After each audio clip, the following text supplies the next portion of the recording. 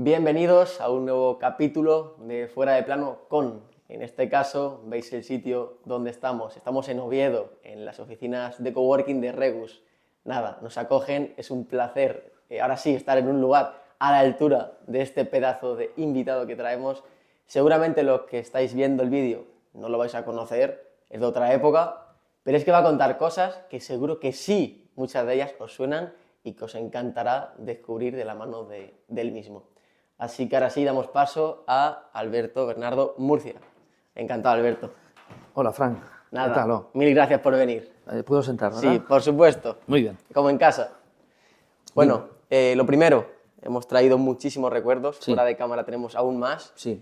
Cuéntanos de dónde eres, cómo llegas a ser futbolista de tantos equipos míticos de esta liga, algunos Sí. como el Real Madrid, y bueno, sobre todo, el sentimiento de esta foto, que es yo creo que por donde tenemos que empezar a hablar. Pues mira, soy hijo de inmigrantes de la cuenca del Nalón. Mi padre es de Sotrondio, está fallecido. Mi madre vive, es de La Viana.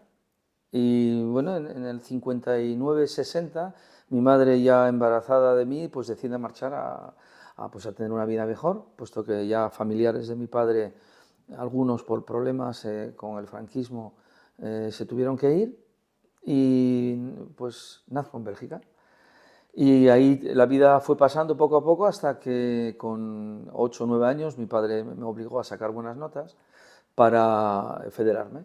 Y esa foto es en el año 69, que es el primer partido oficial que yo hago con mi equipo, que se llama AS Herstal, que es una población muy cerca de Lieja, pegada, famosa por una fábrica de armas, que se llama la FN, y ahí hice toda mi carrera. Éramos filial del estándar y bueno, pues cuando empecé ya, siempre fui progresando, siempre fui un niño con unas condiciones distintas a los belgas. Ya llegó un momento en que grandes clubes se fijaron en mí, pero yo no quería jugar en el estándar de Lieja, ¿no? Porque yo era aficionado al Fútbol Club Lieja. Como te contaba, es lo mismo que tú quieres jugar en el Oviedo, pero os interesa el Sporting, o viceversa. Y no quise jugar en el estándar, y ahí es cuando un familiar de un compañero mío, que tenía mucha amistad con el gerente del Madrid, con Antonio Calderón, le dice que hay un niño de 15 años que lo quiere media Europa y que tiene un nivelazo. Y entonces me invitan a Madrid, me evalúan y efectivamente me fichan. Y en el año 76, en agosto, ya empiezo a entrenar con el juvenil A, que lo llevaba Amancio un mes después de su retirada.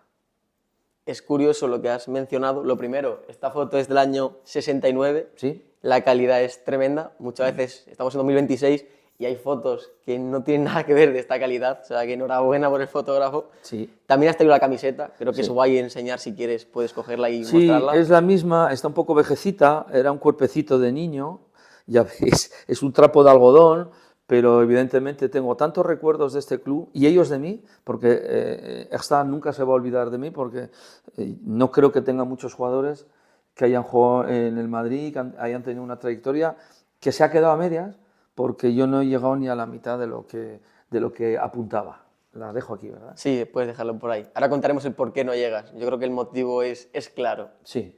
Nada, centrándonos en tu etapa como futbolista de la cantera, en este caso del Real Madrid, Sí. llegas desde Bélgica a Madrid. Uh-huh. ¿Cómo es ese paso de estar de repente en un país como Bélgica, en Sí. aquella época venir a España Sí. y darte cuenta que tal vez el fútbol es bastante diferente y donde destacabas, ahora de repente aquí en España, hay mucha gente que da el nivel también? Sí. La verdad es que para adaptarme me costó bastante, porque yo venía, como tú bien dices, de un país más europeo que el nuestro. Yo en Bélgica ya, primero nadie me llamaba Bernardo, yo era Alberto. Y todo el mundo conocía a Alberto en el fútbol belga, alemán, francés y para Inglaterra y Escocia, ¿no? Sabían que era un niño con mucho talento. Pues imaginaros, salvando las distancias, cuando Pedri debuta con Las Palmas contra el Sporting con 16 años, ¿no? A todo el mundo ya le vieron que ese niño iba a ser uno de los mejores futbolistas del mundo, para mí. De hecho, metió el primer gol al Sporting ese día. Bueno, pues cuando yo vengo aquí, nadie sabe mi potencial. Ellos ven que técnicamente manejo las dos piernas, soy fino, soy veloz, tengo resistencia, juego sin balón, con balón, pero no acabo de integrarme Es más, me bajan de equipo, tengo que ir a jugar al Juvenil B para poder jugar más partidos, en vez de jugar en Liga Nacional, en la Liga Regional. Ese paso era malo porque pasamos de jugar en hierba a Grijo, había muchos campos de Grijo en Madrid, Carabanchel, nuestro, el Colegio Amorós, el Atlético de Madrid, todos jugaban, muy pocos de hierba, yo me negué a jugar ahí. Entonces ya empezaron a venir, que era un repugnante, que quién me creía, etcétera, y tardé un año y medio en adaptarme. O sea, ya casi me encuentro con 17 años en que tengo que empezar de nuevo, en que no saben quién soy, ni cómo juego, ni lo que soy capaz de hacer en el campo. Y bueno, aparte de que tenía que estudiar. Mis padres me dijeron, vas a Madrid, pero tienes que acabar el cole, el COU, ya sabes que tienes que estudiar una carrera universitaria, y bueno, eso fue muy exigente. Después del paso por el juvenil del Real Madrid, ¿qué pasa para que no vayas al Castilla y empieces a ir cedido a diferentes equipos? Bien, pues es muy sencillo. Durante ese tiempo, pues siguen sin ver al Bernardo futbolista. El único que lo veía era yo. Bueno, y alguno más. Entonces no cuentan conmigo no solo para el Castilla, sino para el amateur. El Real Madrid C, vamos a llamarlo ahora. Vale. Parece ser que tampoco soy apto para ese equipo. Me consiguen hacer una prueba en un equipo que se llama La Arganda, del Rey, que está a unos 20 minutos de la capital, que ya tenían cedidos, como te decía antes, todos los equipos de alrededor de Madrid, de las comunidades de alrededor, bueno, Castilla-La Mancha, etcétera, todo el mundo, y Castilla y León, todo el mundo quería contar con jugadores cedidos del Madrid. Entonces, pero a mí parece ser que nadie me quería. Entonces voy a La Arganda, estoy un mes haciendo una prueba, creo que lo hago muy bien, metí 3 o 4 goles, porque siempre fui un hombre de meter goles, no 20, pero 9, 10, 11, incluso 12, siempre como mediocampista yo llegaba mucho. Resulta que el día que voy a firmar con mi padre, yo veo cosas raras, desde lejos digo a mi padre, no me firman. Y efectivamente, me dijeron que no contaban conmigo. Por cierto, el entrenador era muy conocido. Ahora se me ha olvidado el nombre, pero era un hombre muy conocido a nivel de fútbol femenino. Fue el seleccionador del fútbol femenino. Luego se me vendrá el nombre. Con la gran fortuna que en uno de los partidos amistosos que jugué, un técnico que se llama José Antonio Beltrán, título nacional, cogió el San Fernando de Henares, tercera división. Antes había 4 grupos, luego pasamos a 8 grupos de tercera división. Primera división, segunda A, 2 grupos de segunda B, primer grupo como ahora, y 8 grupos de tercera. Vamos a decir que fuera la segunda ref. Y yo me incorporo al San Fernando de Henares. Claro, en el San Fernando de Henares este hombre me puso de titular desde el minuto 1, campo de arena. Y nada, pues salí como el jugador más completo, el más regular, me dieron un premio en Radio Intercontinental, y entonces el Castilla no me deja acabar la liga y me repesca. La famosa Copa del Rey. Vale. Pero no juego ni un minuto. Ni voy citado, ni juego. Estuve 3 semanas, 4 semanas entrenando y no. Digo, bueno, vale. Acaba la temporada. Era Juanjo el entrenador. Empiezan a decirme que posiblemente me dirán a finales del mes de agosto que puedo o no estar en el Castilla. Y yo me niego. Les digo que no. O firmo, porque sé lo que pasa, o que tengo un equipo de segunda B, que es el Alcalá de Henares, recién ascendido, un gran equipo, campo de hierba, el Valp, además con mucha tradición futbolística en la Comunidad de Madrid. Pues nada, pues me voy cedido a ese equipo de segunda B, que no tengo la camiseta, porque no sé qué pasó. Y en segunda B, pues lo mismo, como sub-20, he jugado todos los partidos con un gran entrenador que se llamaba José Antonio Segura, que lo llamaban el Gorrilla, que había sido el alma mater del Getafe. Era el que había ascendido al Getafe a segunda A en el campo de las Margaritas. Y desde el primer momento he sido titular, fui el máximo goleador de ese equipo, estuve en una preselección de la sub-20, pero al final no fui, y lo mismo que el año anterior, me repesca el Castilla, otra vez. Y esta vez fue la definitiva.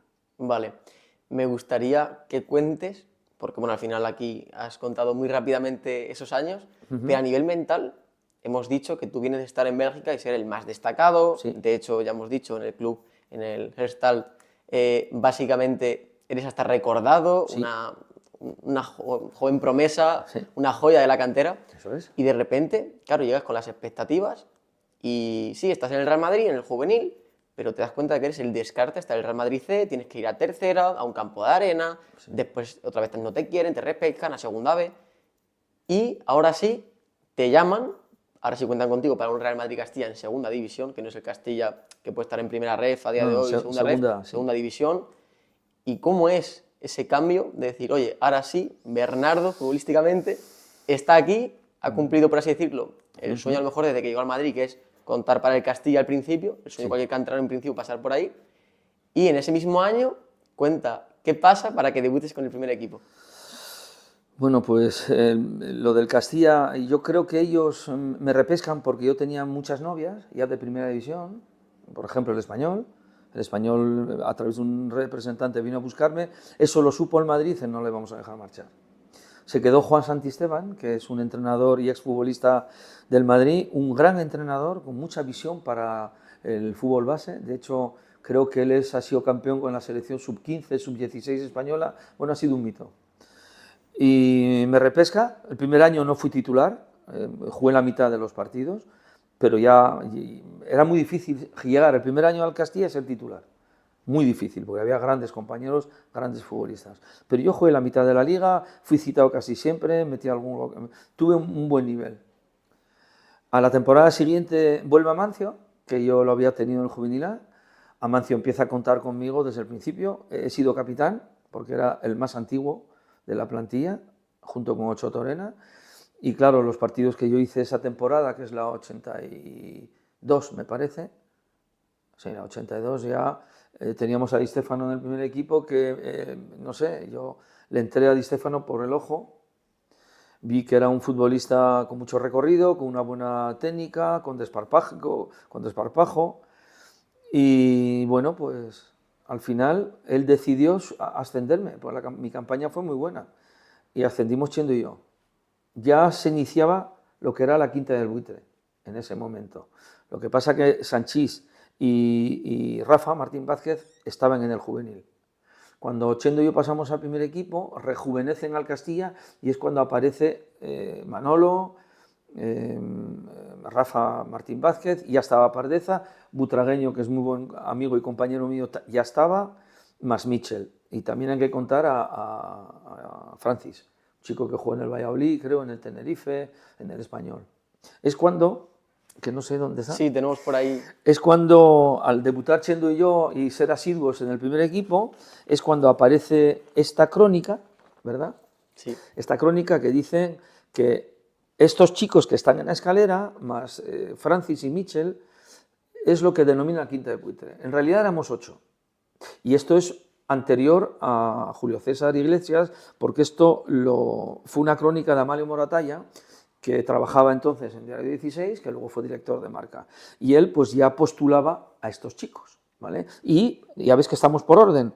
Primero Chendo, pasó yo, después Manolo y Rafa, que debutaron en Murcia, luego vino Pardeza, el último en llegar fue Emilio, que debutó en Cádiz, y luego Mitchell y Francis estaban en el Castilla. ¿Qué pasa con esto? Claro, yo no era un proyecto de primer equipo para la directiva o para el cuerpo técnico. Bernardo no era un jugador de proyección, o sea, yo me lo ganaba a pulso. Y un hombre como Di Stéfano, uno de los mejores jugadores del mundo, que dice que Bernardo está por encima de algunos, bueno, pues eso o no sentó bien o dice, bueno, mientras esté Di Stéfano, que juegue este niño. Y bueno, a mí me dio la confianza y yo creo que no lo hice mal.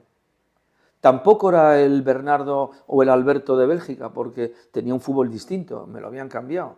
Ya no era un hombre tan hábil, pero sí seguía teniendo velocidad, sí tenía disparos, sí tenía desmarca, sí definía bien, pero no era el verdadero, que nunca llegué a serlo después. Partiendo de la base de que ahora sí, incluso formas parte de la quinta del buitre. Sí, mira, perdón, esta bueno, tenemos... es verdad que no la enseñé, esta es nuestra camisa del Castilla, sin publicidad, ¿vale?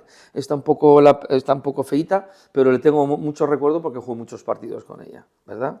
Luego, claro, dirás tú, ¿cómo tienes tantos recuerdos? Es que a mí el fútbol me apasiona.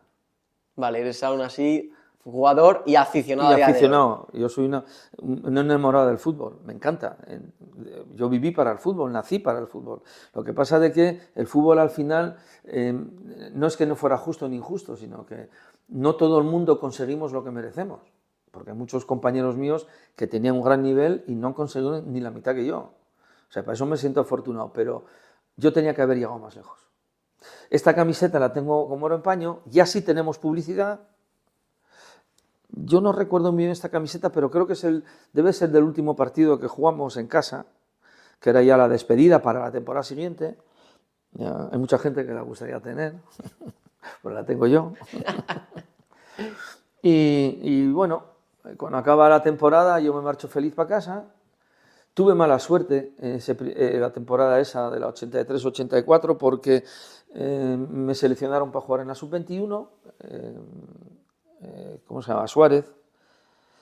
Y yo recuerdo que cuando voy a debutar me lesiono. O sea, no puedo debutar. Y ellos, tanto el seleccionador sub-21 como los del primer equipo, los de la selección nacional, que era Muñoz y Miera, querían que me rodase para poder ir a la Eurocopa del 84. Porque ellos veían a mí, andaba muy bien, y decían que era un jugador para poder estar en la lista. Entonces, bueno, pues me recupero de esta lesión, iba a debutar contra Holanda en la Rosaleda, y no pudo ser. Cuando yo vuelvo a jugar, a ser titular y a hacer partidos muy buenos, vengo a Gijón y en el minuto 40 y tantos, una pared que hago con el alemán, con Uli, me quedo solo desde el medio campo hacia Castro y un jugador del Sporting me lesiona por detrás. O sea, me pilla por detrás, que era roja, pero me parece que fue amarilla, y yo noté un dolor tremendo en el tobillo. No recuerdo cuál, creo más bien que era el derecho. Se me puso el tobillo así, no acabé la primera parte, el míster me sacó, no hizo cambios a ver si me recuperaba, entonces volví para Madrid con un tobillo así. Eso debía de ser, yo calculo que abril, ya para enfocar la Eurocopa. Vale. Y me quedé sin ella, Wow. no pude ir. De hecho, no es que no puedas ir a la Eurocopa, es que después no hay ninguna llamada a la selección. No. Ahora explicaremos también por qué aún así, bueno, no te llaman por ese pequeño percance, pero es que después viene algo más grave, que es a lo mejor lo que hace que ya no llegues nunca a Sí. jugar con España. Pues muy bien, cuando regreso, que por cierto formalizamos, mi novia y yo nos casamos en el 85, 84. Cuando yo regreso a la pretemporada, que vamos a hacer la presentación, me dicen que no cuentan conmigo. Yo tenía 2 años más de contrato. En ese momento, si pienso como ahora, no me voy. Pero bueno, pues bueno, si no juego, no juego. Entonces digo, bueno, yo no se preocupe, yo creo que juego en cualquier equipo de España. Era tal la mi confianza. Entonces me decidí por el Sporting. Tenía varias ofertas, pero vine para el Sporting. Tema del Sporting, no tengo la camiseta porque no me la dieron, o sea, no la conseguí. Pero bueno, yo quiero mucho el Sporting, pertenezco a la asociación y tengo buena amistad con todos. Total, que llego, iba muy bien hasta que noto un pinchazo en el Aquiles.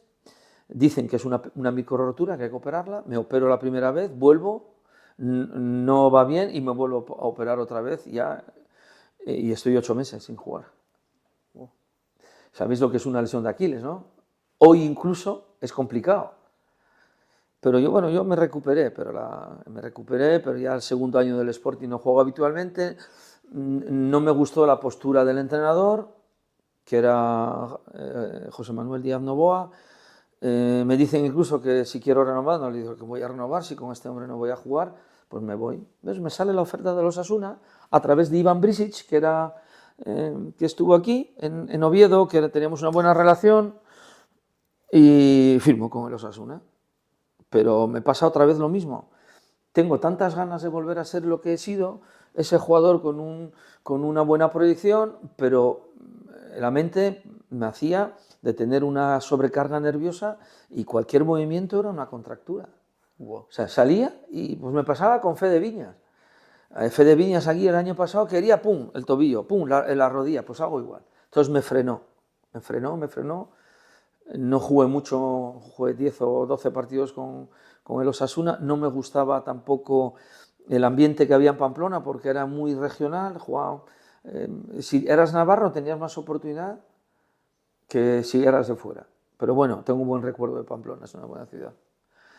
Y tuve una oferta de Vicente Cantatore, que es un gran entrenador, y me fui a Valladolid.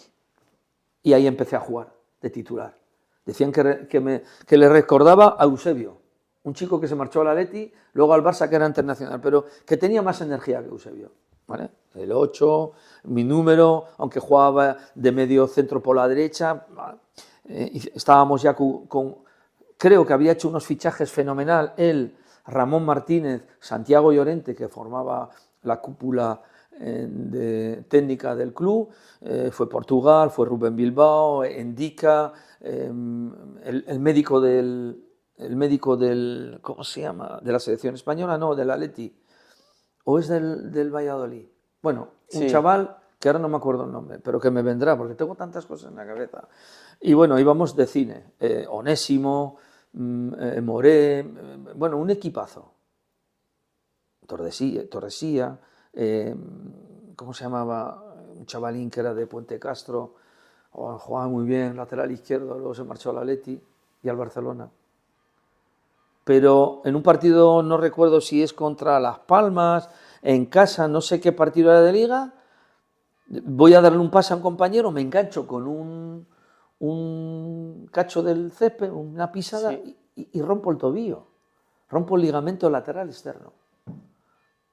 ¿El mismo tobillo que el del tendón de Aquiles? No, vale. El opuesto.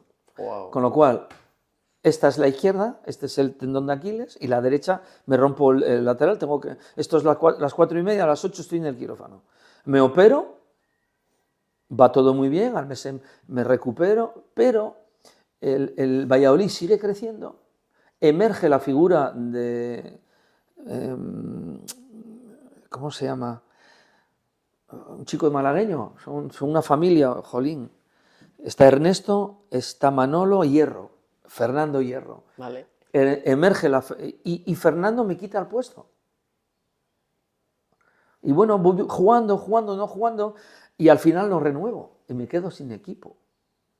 Y es cuando das el paso a bajar de categoría. Me tengo que bajar, tuve varias ofertas de segunda A, el Jerez, el no sé qué, y me voy a Málaga, me voy al Recreativo de Huelva. ¿Por qué? Pues me gustó también un equipito. Decano. El decano del fútbol, un capo como el Colombino, buenos futbolistas, había un ambiente de Andalucía, bueno, y me voy al Recre y hacemos una gran campaña, pues lo mismo, con fichajes que no contaba mucho. Estaba Luzardo, un chico que jugaba muy bien, estaba Maraver del Sevilla, Kiko del Betis, Juárez del Valencia. Bueno, teníamos un equipo interesante. Alzugaray, que fue máximo goleador, uruguayo. Y bueno, jugué bastantes partidos con un entrenador asturiano de la Cuenca de Mieres. Y Fuertes, José Ramón Fuertes. Acabamos la liga, quedamos cuartos, subió el Mallorca, el Castellón y no sé qué. En total, nos quedamos nosotros a un paso. Y fuimos a renovar y resulta que dicen que no, no nos van a renovar a varios y me quedo otra vez sin equipo. Ya, pero tenía casi 30 años. Y ya me planteé, digo, ¿qué hago, Cristina? Y me sale la oferta del Melilla. La Unión Deportiva Melilla, que está en segunda B, como ahora, primera ref. Y quieren hacer un gran equipo, quieren subir a segunda A y me ofrecen 2 años y la verdad que un buen contrato. Que no hemos hablado de dinero hasta ahora. Total. Quiero decirte que mi primer contrato en el Madrid, cuando pasas de la cantera, entonces te decían lo que ibas a ganar. No estaba mal, pero no tenía nada que ver con lo que se ganó unos años después, cuando la quinta entra en los clubs de los 100. Si ellos ganaban 100, nosotros ganábamos 10. Pero bueno, yo no me quejaba. Yo era feliz jugando al fútbol, me ganaba bien la vida, pero el Melilla me dio un buen contrato y fiché y me fui para allá. Que esta camiseta la quiero mucho porque a Melilla es una ciudad que aprecio mucho, quiero mucho a la Unión Deportiva Melilla y nos quedamos a las puertas del ascenso a segunda A, solo subía un equipo. ¿Solo uno? Uno. En este caso subió el Albacete ¿cómo se llamaba? Que entrenó al Madrid.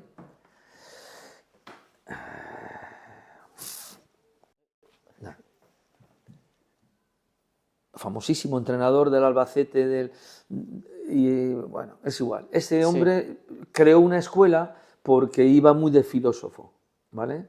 Y en el Madrid no triunfó. Bueno, sube el Albacete, nosotros nos quedamos a la puerta, el año siguiente también nos quedamos a las puertas.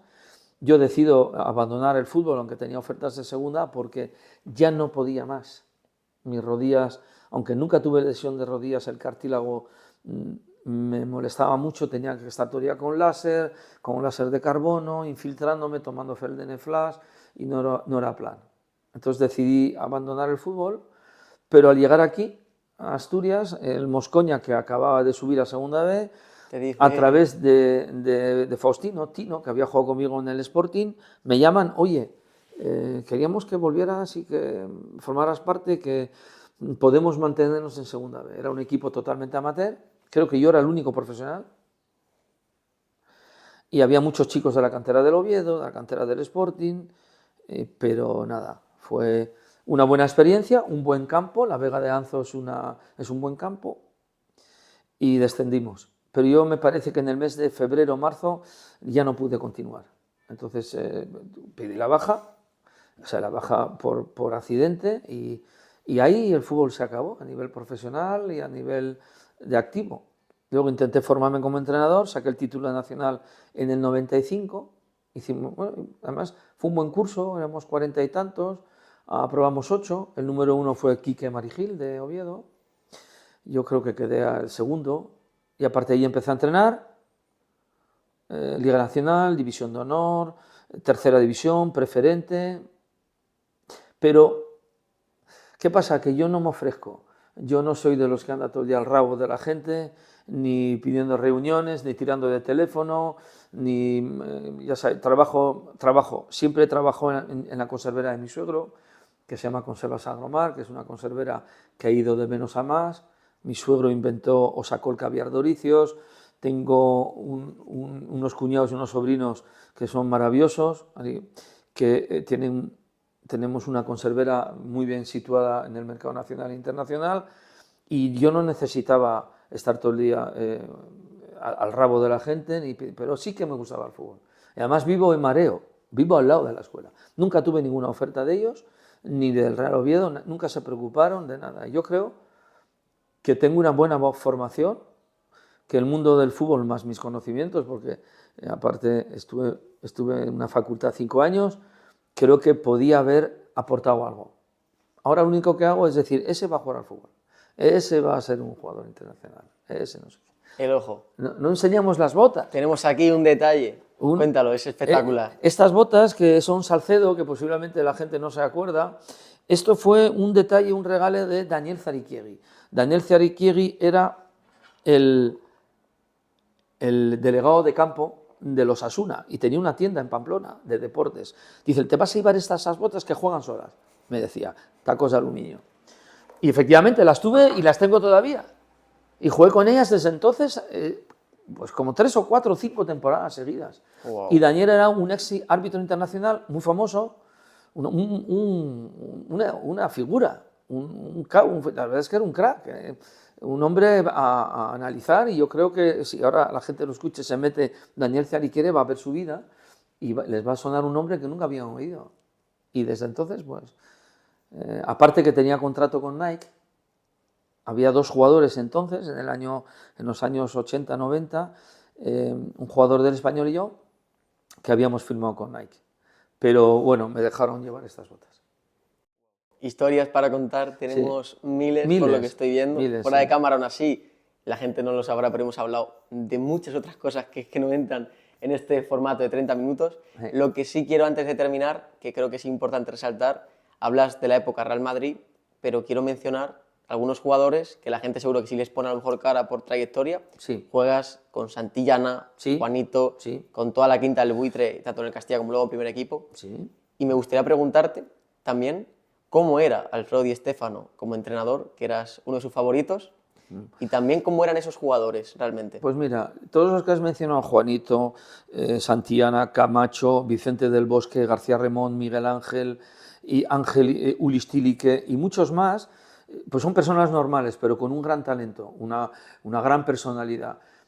Es cierto que en el Sporting me encontré con maravillosos jugadores como Mesa, Joaquín, Redondo, Cundi, Maceda, Jiménez, Eloy, maravillosos. Ferrero, el Brujo que volvió. En todos los equipos hay grandes. Y luego, claro, Alfredo Di Stéfano era un entrenador distinto, claro, era un hombre que había estado muy arriba en el fútbol y veía muy bien al futurible. Él apostó por nosotros, apostó por la Quinta del Buitre, y yo creo que cuando se me va Di Stéfano, se me va alguien que confiaba en mí. Y él ha sido el que me aupó, pero a la vez al marcharse, pues quiso llevarme al Valencia, pero estaba en segunda y yo no fui. Alfredo era un mito, muy difícil de escribirlo, muy difícil. Yo me quedaría con él, me quedaría con Vicente Catatore, que era un gran entrenador, sobre todo en tercera con José Antonio Díaz José Antonio Beltrán, que es una persona desconocida. Aprendí de todos, pero evidentemente de Di Stéfano y Luis Suárez eran los que más veían en mí, gente que como futbolistas fueron grandes. Yo creo que el final es ideal de este vídeo, un gran recuerdo para grandes personas del mundo del fútbol. Sí.